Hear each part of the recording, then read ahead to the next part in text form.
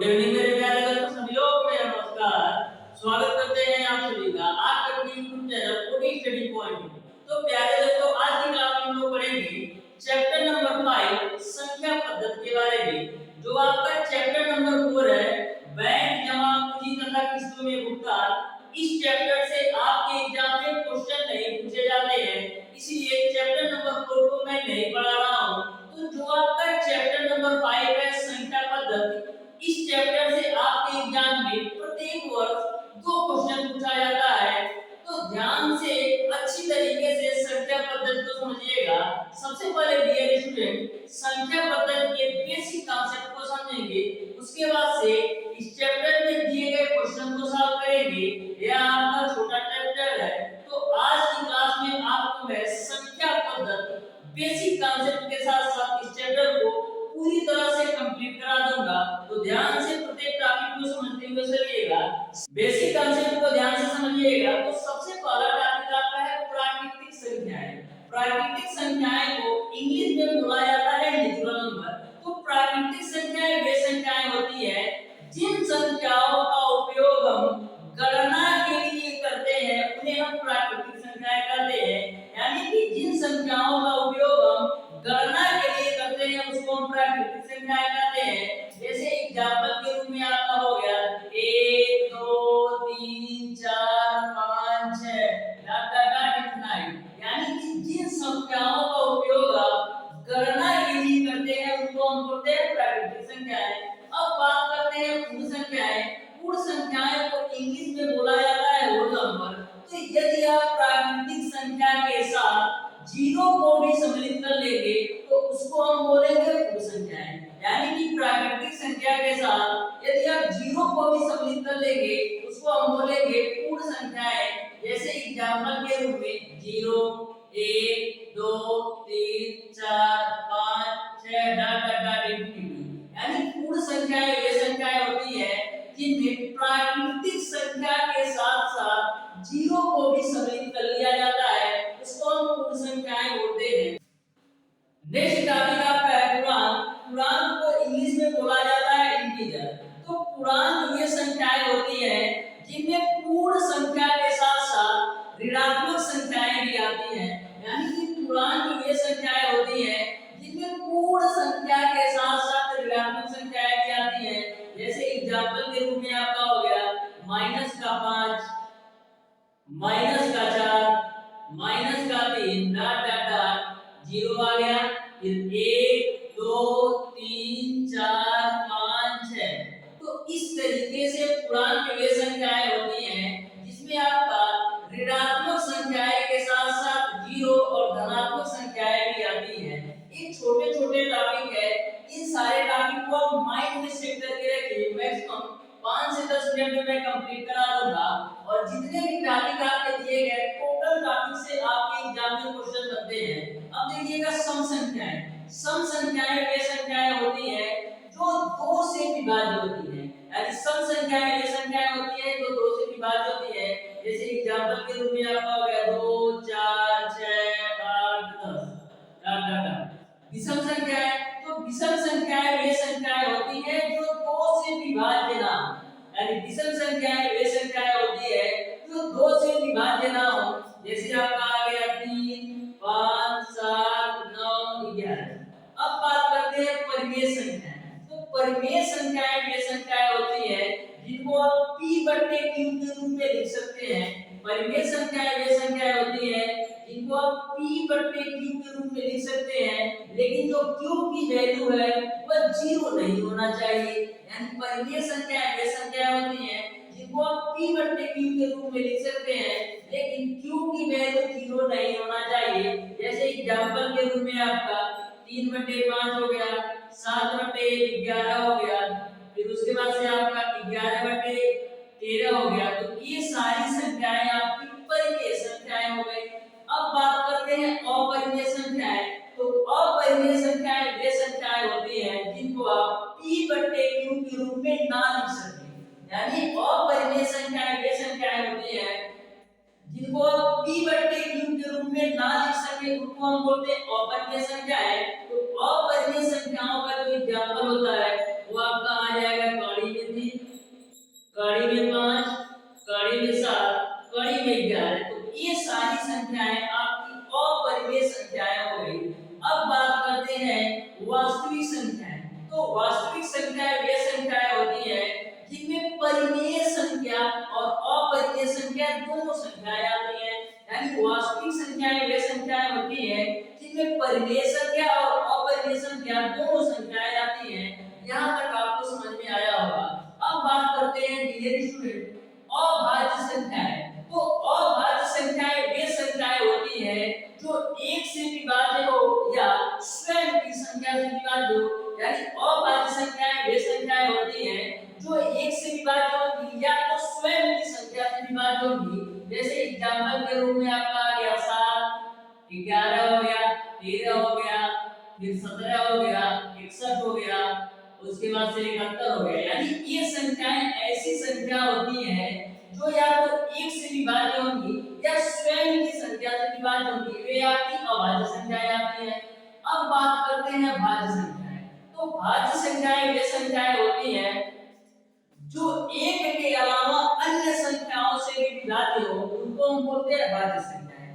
भाज्य संख्याएं वे संख्याएं होती हैं जो एक के अलावा अन्य संख्याओं से भी विभाज्य हो, उसको हम बोलते हैं भाज्य संख्याएं। जैसे आपका हो गया 9, उसके बाद से 12 हो गया, 15 हो गया, 18 हो गया।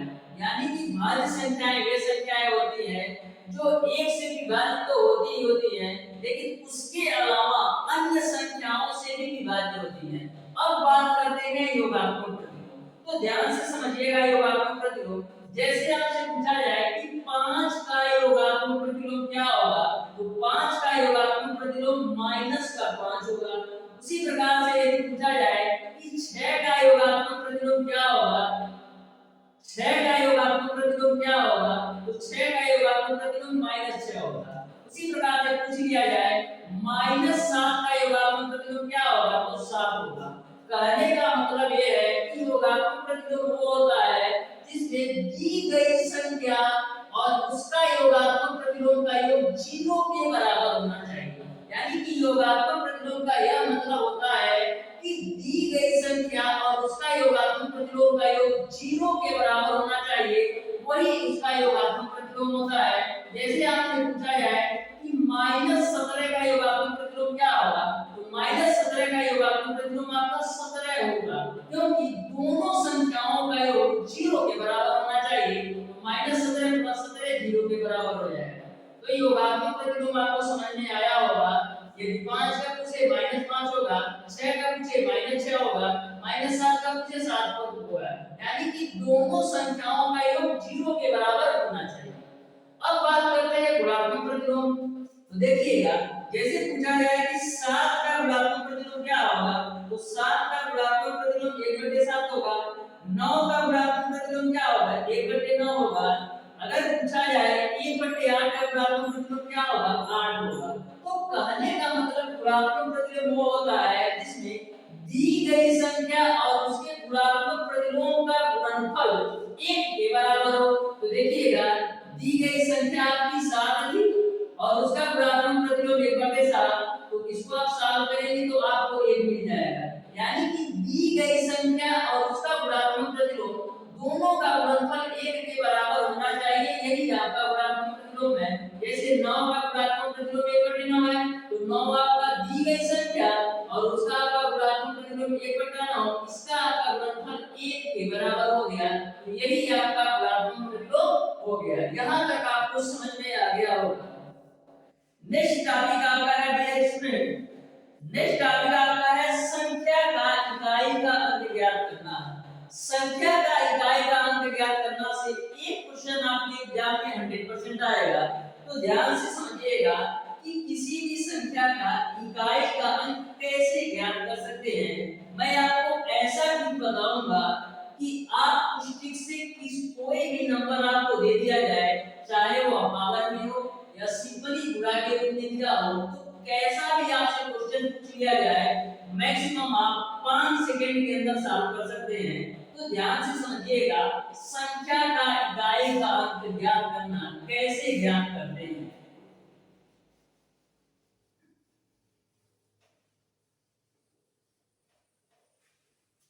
देखिएगा, एक एग्जांपल के माध्यम से मैं आपको समझाता हूँ, ध्यान से समझिएगा। 2 से 3 क्वेश्चन के माध्यम से मैं आपको ऐसे बता दूंगा कि आप संख्या का इकाई का अंक 5 सेकंड के अंदर 100% एक्यूरेसी के साथ सॉल्व कर सकते हैं। जैसे आपसे पूछ लिया है डियर स्टूडेंट कि 36 गुणे 42 का इकाई का अंक बताओ, तो कुछ नहीं करना होता है। 36 में इकाई का अंक क्या है? 6 है। 42 में इकाई का अंक क्या है? 2 है। तो 6 गुणे 2 करोगे कितना मिलेगा? 6 गुणे 2 करोगे तो 12 मिलेगा। अब 12 का इकाई का अंक क्या है? 2, तो 2 यही आपका आंसर है। ये समझ में आया? उसी प्रकार से एक क्वेश्चन आपसे इस प्रकार से पूछ लिया गया है, जैसे 37 गुणे 42 गुणे 68, इसका इकाई का अंक ज्ञात करना है। तो कुछ नहीं करना, पहले नंबर 37 है, 37 का इकाई का अंक क्या है? 7 है। 42 का इकाई का अंक क्या है? 2 है। 68 का इकाई का अंक क्या है? 8 है। अब इन तीनों संख्याओं का मल्टीप्लाई कराओ तो 7 गुना 14 और 14 बटे कितना होता है? 14 बटे आपका होता है 128। 14 बटे 70, 14 84, 14 98, उसके बाद से 112 होता है। तो यहाँ पर 112 यानी 14 सत्ते 112 है, तो इकाई का अंक क्या है? 2 आया, यानी आपका आंसर जो होगा वो आपका 2 हो जाएगा। यहाँ से यदि आप और सिंपल करना चाहते हैं तो देखिए क्या करना है। 7 का गुणा 2 में करिए तो 14 होगा और ये आपका 8 है तो 8। अब इसका इकाई का अंक 4 है और इसका इकाई का अंक 8 है, तो 4 पे आप करेंगे कितना आएगा? 32, यानी इकाई का कितना आया? 2, तो 2 आपका आंसर आ गया। ये तो मैंने सिंपली यदि मल्टीप्लिकेशन में हो तो मैंने बताया, यदि पावर के रूप में दिया हो तो उसको कैसे सॉल्व करेंगे, तो ध्यान से समझिएगा। यदि आपसे पूछ लिया जाए कि बताइए कि 133 पर पावर 65 का इकाई का अंक क्या होगा, तो ध्यान से समझना। 1 से 2 क्वेश्चन देखोगे तो आपको पूरी तरह से क्लियर हो जाएगा। देखिएगा डियर स्टूडेंट, कभी भी आपसे ऐसा क्वेश्चन पूछा जाए, आप पूछा जाए इकाई का क्या होगा, तो कुछ नहीं करना है। पावर आपका कितना है? 65, तो पावर को आप ऐसे नोट कर लीजिए 65। अब इस पावर को आप 4 से भाग दीजिए। पावर को 4 से भाग देंगे तो कितनी बार में जाएगा? पावर को 4 से भाग देंगे तो 16 चौको 64।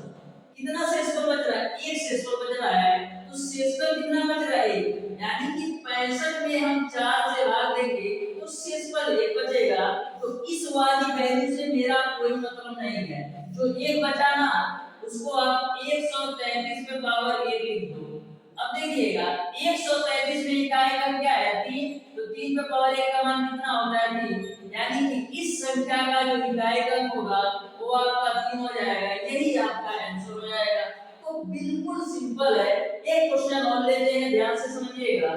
ध्यान से समझिएगा, एक क्वेश्चन और लेते हैं। जैसे आपसे पूछ लिया जाए कि 932 पर पावर 932 पे पावर आपको दे दिया जाए 132, इसका इकाई का बताइए। तो सबसे पहले पावर आपका है 132, 132 को आप 4 से डिवाइड करिए तो 4 तिया 12, 4 तिया 12, यानी कि पूरा पूरा कट जा रहा है, यानी शेषफल कितना बच रहा है? 0। तो इससे तो कोई मतलब नहीं है। ये आपका है 932, तो 932 पे पावर 0। 932 में इकाई का क्या है? तो 2, 2 पे पावर 0 का मान कितना होता है? 1, यानी इकाई का अंक 1 आ गया, यही आपका आंसर हो गया। तो डियर स्टूडेंट, एक क्वेश्चन और लेते हैं फिर आगे बढ़ते हैं। तो ध्यान से समझिएगा, बिल्कुल सिंपल सिंपल से क्वेश्चन पूछे जाते हैं आपके एग्जाम में, बस आपको कॉन्सेप्ट पता होना चाहिए। यदि आपको कॉन्सेप्ट पता है तो संख्या पद्धति के किसी भी क्वेश्चन को आप मैक्सिमम 10 सेकंड के अंदर सॉल्व कर सकते हैं। लेकिन यदि कॉन्सेप्ट नहीं पता है तो उसी क्वेश्चन को सॉल्व करने में आपको 3 से 5 मिनट देना पड़ेगा। तो ध्यान से समझिएगा, एक क्वेश्चन और लेते हैं। जैसे आपसे पूछा जाए कि 965 पे पावर 437 का इकाई का अंक बताइए। तो सबसे पहले करना क्या है? पावर को हमको लेना है। पावर आपका है 437, इसको आप 4 से भाग दो तो 4 एकम 4, 0 हो जाएगा। फिर 3 7 4 9 36, यानी कि शेषफल कितना बचेगा? 1 बचेगा। तो इससे तो मतलब है नहीं, तो शेषफल 1 बचेगा, यानी 965 पे पावर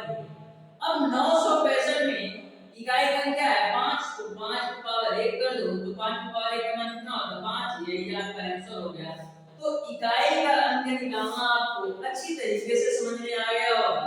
अब देखते हैं डियर स्टूडेंट, कुछ महत्वपूर्ण फार्मूला दिया गया है इस चैप्टर में, तो ध्यान से प्रत्येक फार्मूले को समझिएगा कि कैसे कैसे फार्मूले आपको दिए गए हैं। बिल्कुल सिंपल सिंपल से फार्मूले हैं, बस आपको ध्यान से समझना है कि कैसे आपको उस पे क्वेश्चन सॉल्व करना है।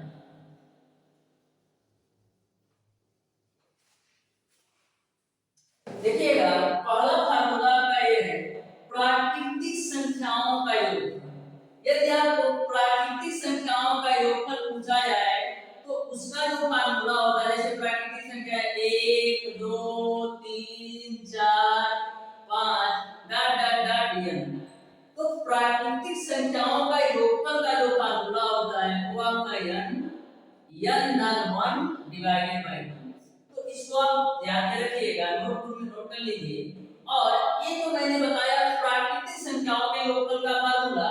यदि प्राकृतिक संख्याओं के वर्गों का योग दिया हो तो वहां पर कैसे फार्मूला लगाएंगे? जैसे प्राकृतिक संख्याओं का वर्ग 1 का स्क्वायर, 2 का स्क्वायर, 3 का स्क्वायर, 4 का square plus dot dot dot n square. तो प्राकृतिक संख्याओं के वर्गों का योग का जो फार्मूला होता है वो आपका होता है n धन 1 ब्रैकेट में 2n धन 1 डिवाइडेड बाय 6। ये आपका प्राकृतिक संख्याओं के वर्गों का योग का फार्मूला है। नेक्स्ट आपका योग फार्मूला है प्राकृतिक संख्याओं के घनों का योग। तो प्राकृतिक संख्याओं के घनों का योग जैसे 1 का क्यूब, 2 का क्यूब प्लस 3 का क्यूब प्लस 4 का क्यूब डॉट डॉट डॉट के रूप में दिया हो, तो प्राकृतिक संख्याओं के घनों का योग का जो फार्मूला होता है वो आपका n धन 1 डिवाइडेड बाय 2 और होल का स्क्वायर होता है। ये आपका प्राकृतिक संख्याओं के घनों का योग का फार्मूला होता है। अब बात करते हैं समांतर श्रेणी के n-वां पद। समांतर श्रेणी क्या आपका होता है? a प्लस का b, a प्लस का 2b डॉट डॉट डॉट n-वां पद का जो फार्मूला होता है, n-वां पद का जो फार्मूला होता है वो आपका a प्लस का n माइनस 1 इनटू का d होता है, n-वां पद का फार्मूला। और समांतर श्रेणी के n पदों का योग का जो फार्मूला होता है उसको भी नोट कर लीजिए। समांतर श्रेणी के n पदों का योग का जो फार्मूला होता है वो आपका होता है n/2, s बराबर होता है n/2 2a प्लस का n माइनस 1 इनटू का d। ये समांतर श्रेणी के n पदों का योगफल का फार्मूला होता है। इस तरीके से सिंपल सिंपल से फार्मूले हैं, इसको आप अच्छी तरीके से याद कर लीजिएगा। लास्ट एक फार्मूला आपका है भाज्य बराबर भाजक गुणे भागफल धन शेषफल। भाज्य बराबर आपका होता है भाजक गुणे भागफल प्लस का शेषफल। ये आपका इस चैप्टर का लास्ट फार्मूला है। तो इस तरीके से इस चैप्टर में जितने भी बेसिक कॉन्सेप्ट से क्वेश्चन बन सकते हैं आपके एग्जाम में, टोटल कॉन्सेप्ट के बारे में मैंने आपको बता दिया है। इतना यदि आप अच्छी तरीके से पढ़ लेते हैं बेसिक कॉन्सेप्ट जो भी मैंने छोटे छोटे काफी बताया और एक फार्मूला आप ध्यान में रख लेते हैं, तो कोई भी क्वेश्चन आपका संख्या पद्धति से छूटेगा नहीं। तो चलिए डियर स्टूडेंट संख्या पद्धति के क्वेश्चन को सॉल्व कर सकते हैं। तो देखिएगा क्वेश्चन नंबर 1, क्वेश्चन नंबर 1 आपके सामने है। यदि स्क्रीनशॉट लेना चाहते हैं तो ले सकते हैं। क्वेश्चन नंबर 1 आपके सामने है, बताइए 5 का योगात्मक प्रतिलोम क्या होगा?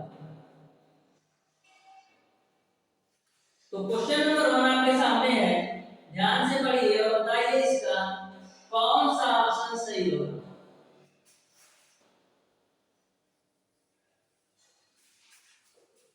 तो देखिएगा ध्यान से, बोला है 5 का योगात्मक प्रतिलोम। तो 5 का योगात्मक प्रतिलोम क्या होगा? 5 का योगात्मक प्रतिलोम आपका माइनस का 5 हो जाएगा। इस तरीके से क्वेश्चन नंबर 1 का जो आंसर होगा वो आपका ऑप्शन नंबर डी सही हो जाएगा। ऑप्शन नंबर डी सही हो जाएगा। देखिएगा क्वेश्चन नंबर 2, क्वेश्चन नंबर 2 में आपसे पूछा है 1/7 का गुणात्मक प्रतिलोम क्या होगा? तो 1/7 का गुणात्मक प्रतिलोम क्या होगा? 7 होगा। यही आपका आंसर हो जाएगा। इस तरीके से क्वेश्चन नंबर 2 का जो आंसर होगा वो आपका ऑप्शन नंबर डी सही हो जाएगा। तो देख सकते हैं यदि आपको कॉन्सेप्ट पता है क्वेश्चन को 1 सेकंड के अंदर हल कर सकते हैं। देखिएगा क्वेश्चन नंबर 3। क्वेश्चन नंबर 3 आपका है निम्नलिखित संख्याओं में से परिमेय संख्या छाटिए। तो परिमेय संख्या क्या होती है, जिनको आप p/q के रूप में लिख सके। तो यहाँ पर जो आपका ऑप्शन नंबर ए दे रखा है वो आपको कड़ी में 9, तो कड़ी में 9 का वर्गमूल क्या होता है 3, तो 3 को हम क्या 3/a भी तो लिख सकते हैं। यानी कि जो इनमें से परिमेय संख्या होगी वो आपका ऑप्शन नंबर ए सही हो जाएगा। क्वेश्चन नंबर 4 को ध्यान से समझिएगा। क्वेश्चन नंबर 4 को ध्यान से समझिएगा। बोला है क्या √4/9 एक परिमेय संख्या है। √4/9 क्या एक परिमेय संख्या है। तो 4 का वर्गमूल 2 और 9 का वर्गमूल 3, तो क्या 2/3 परिमेय संख्या है। हां, तो 2/3 आपका परिमेय संख्या हो जाएगा। इस तरीके से क्वेश्चन नंबर 4 का जो आंसर होगा वो आपका ऑप्शन नंबर ए सही हो जाएगा। देखिएगा क्वेश्चन नंबर 5। क्वेश्चन नंबर 5 आपसे पूछा है निम्नलिखित संख्याओं में से कौन सी संख्या अपरिमेय संख्या है। तो अपरिमेय संख्या क्या होती है, अपरिमेय संख्या वे संख्या होती है जिसको आप p/q के रूप में ना लिख सके। तो चारों ऑप्शन को ध्यान में देखिएगा। तो चारों ऑप्शन को आप ध्यान से देखेंगे तो जो आपका ऑप्शन नंबर डी दे रखा है कड़ी में 3, यही आपकी अपरिमेय संख्या है। तो इस तरीके से क्वेश्चन नंबर 5 का आंसर ऑप्शन नंबर डी हो जाएगा। देखिएगा क्वेश्चन नंबर 6। तो क्वेश्चन नंबर 6 आपसे पूछा है निम्नलिखित संख्याओं में पूर्णांक छाटिए। तो पूर्णांक होता क्या है, जैसे 1 2 3 4 5, यानी कि पूर्णांक जो है नंबर में होता है। जैसे 1 हो गया, 2 हो गया, 3 हो गया, 4 हो गया, 5 हो गया। तो चारों ऑप्शन को आप ध्यान से देखिएगा। पहला ऑप्शन है आपका कड़ी में 3, कड़ी में 3 पूर्णांक है नहीं है, यानी पहला भी नहीं सही होगा। दूसरा आपका अपरिमेय संख्या ये भी नहीं सही होगा। तीसरा आपका 16/25 से परिमेय संख्या है। चौथा आपका हो जाएगा, चौथा आपको दे रखा है कड़ी में 64/16। तो कड़ी में 64 का वर्गमूल 8 होगा और 16 का वर्गमूल 4 होगा, तो 4 गुना 8, यानी कि जो आपकी पूर्णांक होगी वो आपका कड़ी में 64/16 हो जाएगा। यानी कि आपका ऑप्शन नंबर डी सही हो जाएगा। अब देखिएगा क्वेश्चन नंबर 7। क्वेश्चन नंबर 7 में आपसे पूछा है, ध्यान से समझिएगा क्वेश्चन नंबर 7 को। क्वेश्चन नंबर 7 में आपसे पूछा है कि 2467 पर पावर 153 में इकाई का अंक बताइए। तो जो मैंने आपको ठीक बताया उस ठीक से तो आप 5 सेकंड के अंदर कर सकते हैं। देखिएगा सबसे पहले 153 को आप 4 से काटिए। तो 4 से काटेंगे तो क्या बचेगा, 4 3 12, बचा आपका 3 3, तो 4 3 12 बचा आपका 3 3, तो 4 बटी 25, यानी आपका कितना शेषफल बचेगा, 1 शेषफल बचेगा। तो इससे तो कोई मतलब है नहीं। क्या करेंगे 2467 पे शेषफल कितना बचा है 1 हो जाएगा। इसमें इकाई का अंक क्या है 2467 में 7, तो 7 और 1 का मान 7, यानी इकाई का अंक 7 आ गया। यही आपका आंसर हो गया। इस तरीके से क्वेश्चन नंबर 7 का जो आंसर हो गया वो आपका ऑप्शन नंबर डी सही हो जाएगा। अब पढ़िए क्वेश्चन नंबर 8। क्वेश्चन नंबर 8 में इकाई का अंक याद करना है, ध्यान से पढ़िए और सॉल्व करके बताइए इसका कौन सा ऑप्शन सही होगा।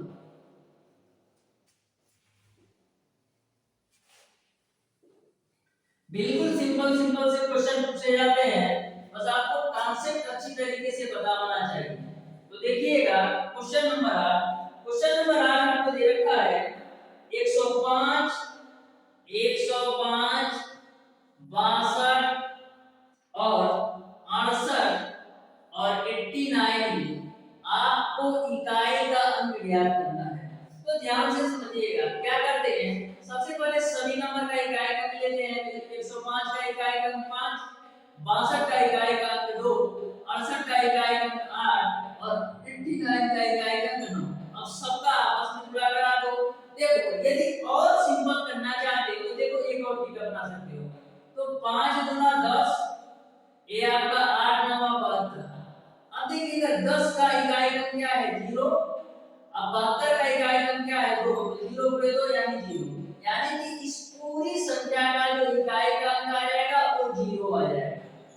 लेकिन एक बात और कर सकते हो, देखो 72 गुणे 10 करो कितना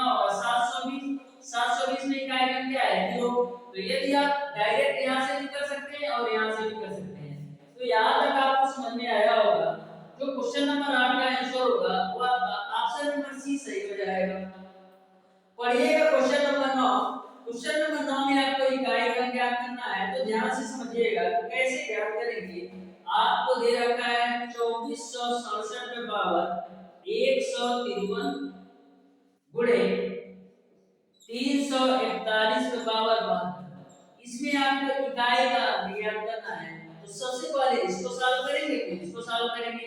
तो ये आपका 153 है, तो देखिएगा 153 है ना, तो 153 को तुम 4 से डिवाइड करो, तो 4 3 12, 4 8 32, यानी कितना बचेगा शेष पद 1 बचेगा। इससे मतलब है यानी कि आपका आ गया 2467 पे पावर 1 गुणे, यहां पर देखो 72 को आप 4 से डिवाइड करो, तो 4 एकम 4 4 8 32, यानी शेष पद कितना बचेगा 0 बचेगा, यानी आपका हो गया 341 पे पावर 341 पे पावर 0।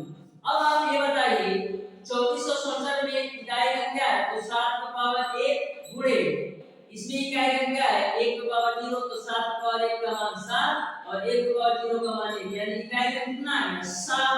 तो इस तरीके से क्वेश्चन नंबर 9 का जो आंसर होगा वो आपका ऑप्शन नंबर बी सही हो जाएगा। पढ़िएगा नेक्स्ट क्वेश्चन, पढ़िएगा next question, question number 10। Question number 10 भी आपका सिंपल सा क्वेश्चन है, बस आपको ट्रिक अप्लाई करना है, तो ध्यान से समझिएगा क्वेश्चन नंबर 10 को आप कैसे सॉल्व कर पाएंगे।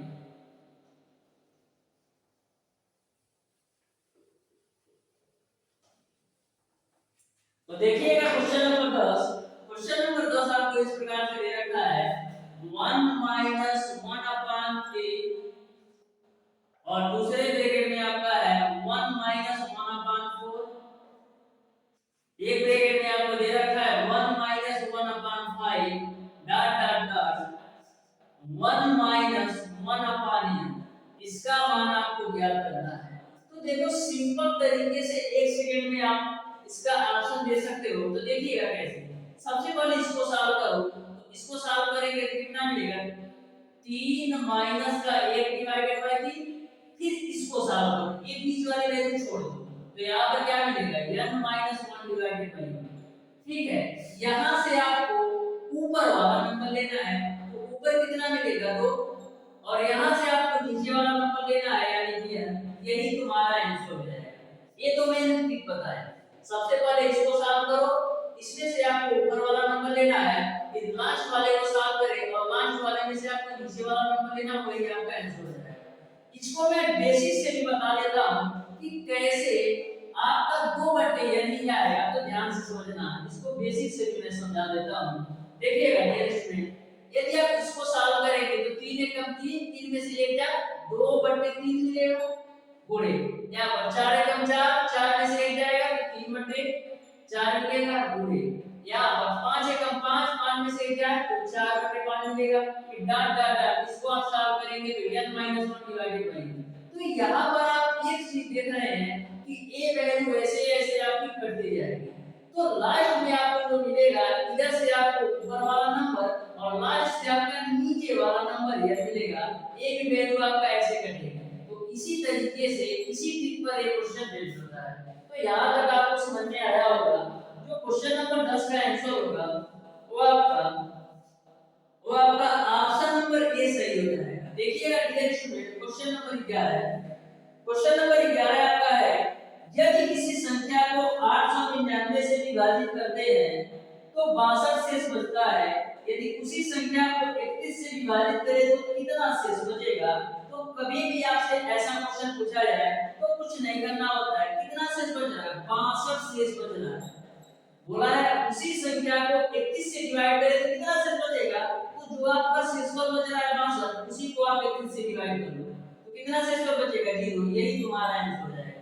कुछ नहीं करना होता है, जितना शेषफल बच रहा था यानी 62 शेषफल बच रहा था, उसी 62 को मैंने 31 से डिवाइड कर दिया, तो यही आपका आंसर हो गया।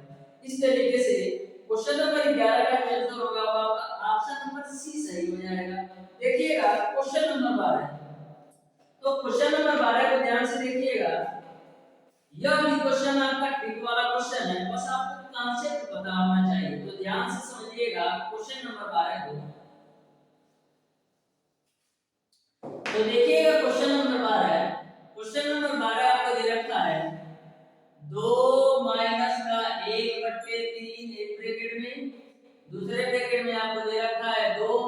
का 3/5, तीसरे ब्रैकेट में आपको दे रखा है 2 माइनस का 5/7 डॉट डॉट डॉट, आपको दे रखा है 2 माइनस का 997/999, इसका मान आपको निकालना है।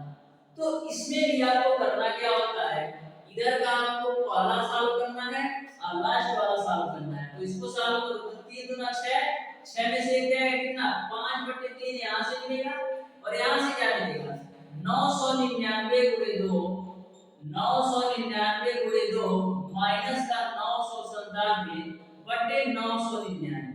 तो कभी भी आपका ऐसा क्वेश्चन पूछा जाता है तो आपको देखिएगा क्या इसमें मिलता है। इसमें जो मिलता है लास्ट से ऊपर वाला नंबर, यानी ऊपर वाला नंबर क्या है 999 गुणे 2 माइनस का 997, और शुरू से नीचे वाला नंबर यानी कि 3 मिलेगा। तो आप 999 गुणे 2 करिए तो 2 18 को 8, 2 18 को 19, 2 18 को 19 माइनस का 997/3। तो 1998 में से 997 घटाएंगे तो 1001/3, यही आपका आंसर हो जाएगा। ये तो मैंने ट्रिक से बताया कि लास्ट से आपको ऊपर वाला नंबर और शुरू से आपके पहला नंबर, ऐसा इसीलिए होता है डियर स्टूडेंट, देखो ध्यान से, ऐसा ही क्यों होता है, इसका तो आंसर आपका भी होगा। देखो इसको मैंने सॉल्व किया तो 5/3 आया, फिर इसको सॉल्व करो तो 5 गुना 10 में से 3 गया तो 7/5 गुणे यहां पर 7 गुना 14 में से 5 जाएगा कितना बचेगा, 14 में से 5 जाएगा आपका 9 बचेगा, 7 गुना 14, 14 में से 5 जाएगा 9/7। तो यहाँ पर एक चीज आपको समझ में आ रहा होगा कि जो ए वाली वैल्यू है ऐसे ही कटती जाती है। तो इसी कांसेप्ट को माइंड में सेटअप किया जाता है कि यहाँ पर देख रहे हैं कि ए जो ऐसी वाली वैल्यू है ये कटती जाएगी, इसी तरह से ऐसे कटेगा तो हमको मिलेगा क्या, स्टार्टिंग से आपको नीचे वाला नंबर और लास्ट से आपको ऊपर वाला नंबर मिलेगा। तो इसी कांसेप्ट पर हर एक क्वेश्चन सेट किया जाता है। तो कभी भी आपसे क्वेश्चन पूछा जाए तो आप एक दो स्टेप सॉल्व करके देखो कि हमको ऊपर वाला नंबर तो इधर इधर करते जा रहा है, स्टार्टिंग से हमको नीचे वाला नंबर मिल रहा है और लास्ट से हमको ऊपर वाला नंबर मिल रहा है। तो यही आपका आंसर हो जाएगा। अब देखिएगा क्वेश्चन नंबर 13। तो क्वेश्चन नंबर 13 को आप ध्यान से पढ़िए और बताइए इसका कौन सा ऑप्शन सही होगा।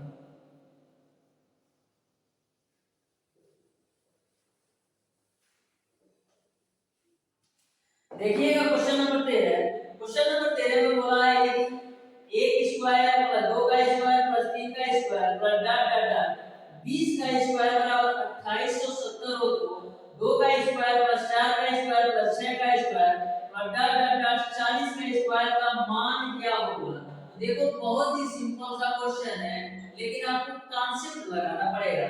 देखो दे रखा है कि 1 का स्क्वायर प्लस 2 का स्क्वायर प्लस 3 का स्क्वायर प्लस 4 का स्क्वायर डॉट डॉट डॉट 20 का स्क्वायर बराबर आपको दे रखा है 2870। तो आपसे यह पूछ रहे हैं कि 2 का स्क्वायर प्लस का 4 का स्क्वायर प्लस 6 का स्क्वायर प्लस 8 का स्क्वायर डॉट डॉट डॉट 40 का स्क्वायर का मान क्या होगा। तो देखो कुछ नहीं है क्वेश्चन में, बस आपको ध्यान से देखना है। देखिएगा इन सब में हम क्या करते हैं 2 का स्क्वायर कॉमन ले लेते हैं। तो जब 2 का स्क्वायर कॉमन लेंगे तो यहां से आपको मिलेगा 1 का स्क्वायर, यहां से आपको मिलेगा 2 का स्क्वायर, यहां से आपको मिलेगा 3 का स्क्वायर और यहां से आपको मिलेगा 4 का स्क्वायर डॉट डॉट डॉट यहां से आपको मिलेगा 20 का स्क्वायर। यहां तक सबको समझ में आया होगा। मैंने 2 का स्क्वायर पूरे इक्वेशन से मैंने कॉमन ले लिया। अब देखो 2 का स्क्वायर हमारा 4 होता है और इसकी वैल्यू देखो दे रखा है कि नहीं, इसकी वैल्यू 1 का स्क्वायर 2 का स्क्वायर 3 का स्क्वायर डॉट डॉट डॉट 20 का स्क्वायर की वैल्यू है आपका 2870। तो रख दो, मल्टीप्लाई करा दो तो 0 हो जाएगा, 4 से 28 को 8, 4 और 32 तो 34 को 4, 4 और 8 से 11 यानी कि 11480 आपका आंसर आ जाएगा। इस तरीके से क्वेश्चन नंबर 13 का जो आंसर होगा वो आपका ऑप्शन नंबर ही सही हो जाएगा। तो देख सकते हैं बस कांसेप्ट आपको लगाना है। देखिएगा क्वेश्चन नंबर 14 को, तो क्वेश्चन नंबर 14 को आपको ध्यान से समझिएगा कैसे सॉल्व करना है। बस सिंपल सा क्वेश्चन है, तो ध्यान से समझिएगा क्वेश्चन नंबर 14 को। देखिए क्वेश्चन नंबर 14 में आपको ज्ञात करना है, आपको ज्ञात करना है 11 का स्क्वायर प्लस 12 का स्क्वायर प्लस 13 का square plus dot dot dot 20 का स्क्वायर।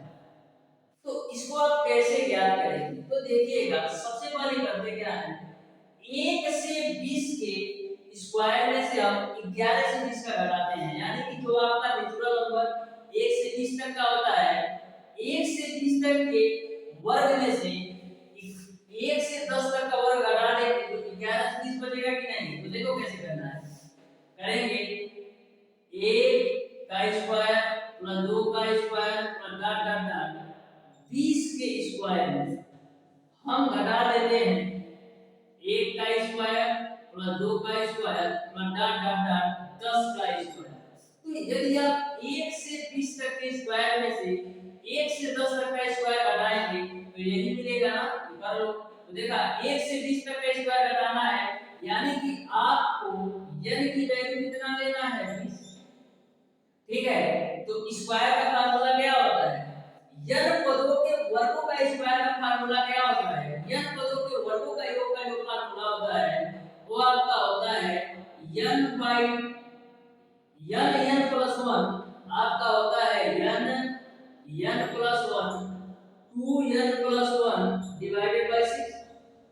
और यहाँ पर कितना 10 है, यानी यहाँ पर जो n की संख्या है वो 10 है, क्योंकि आप 1 से 10 ले रहे हैं तो यहाँ पर फार्मूला लगा दो n plus 1 2n plus 1 divided by 6। अब n की वैल्यू कितना है 20, तो 20, अब 20 धरे कितना हो जाएगा 21 गुणे 20 दूना 40 और 1 41 बट्टे का 6 माइनस कर दो, यहाँ पर n की वैल्यू 10 है, 10 गुणे 10 1 11 गुणे 10 दूना 20 21 बट्टे 6। अब सॉल्व कर दो, तो इन दोनों को सॉल्व करने पर जो आपका आंसर आएगा वही आंसर आएगा। तो इस तरीके से थोड़ा सा आपको कॉन्सेप्ट लगाना है, थोड़ा सा दिमाग लगाना है कि जब वैल्यू हमको निकालना है तो डायरेक्ट तो आप निकाल नहीं सकते, 11 से 20 तक डायरेक्ट कैसे निकालोगे, नहीं निकाल सकते ना। तो इसीलिए 1 से 20 के वर्ग में से आपको 1 से 10 का वर्ग घटाना पड़ेगा, तो आपको ये वैल्यू आएगी। तो इसको सॉल्व करके बताइएगा कौन सा ऑप्शन सही होगा। अब देखिएगा क्वेश्चन नंबर 15 बिल्कुल सिंपल सा क्वेश्चन है, जो आपका क्वेश्चन नंबर 15 है उसको आपको क्वेश्चन नंबर 13 की तरह सॉल्व करना है।